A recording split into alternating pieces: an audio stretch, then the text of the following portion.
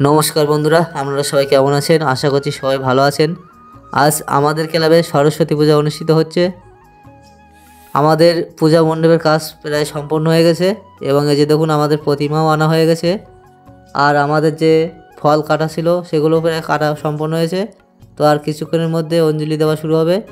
এই যে দেখুন ঠাকুরমশাই আসার সঙ্গে সঙ্গে আমাদের অঞ্জলি দেওয়া শুরু হয়ে গেছে এবং অনেকেই অঞ্জলি দিতে বসে গিয়েছে।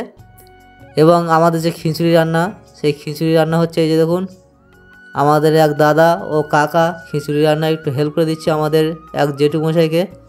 তা জেঠু দেখিয়ে দিচ্ছে যে কীভাবে খিচুড়ি ঘুঁটতে হবে, না হলে কড়াইয়ের গায়ে লেগে যেতে পারে।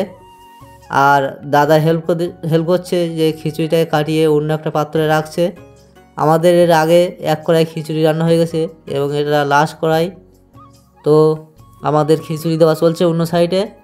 আর আমাদের জেঠু বসে দেখিয়ে দিচ্ছে যে এইভাবে ঘুরতে হয়, না হলে কড়াইয়ের গায়ে লেগে গেলে খুব সমস্যা হতে পারে। সেই জন্য খিচুড়ি কীভাবে ঘুরতে হয় একটু ঘুরে দেখিয়ে দিচ্ছে।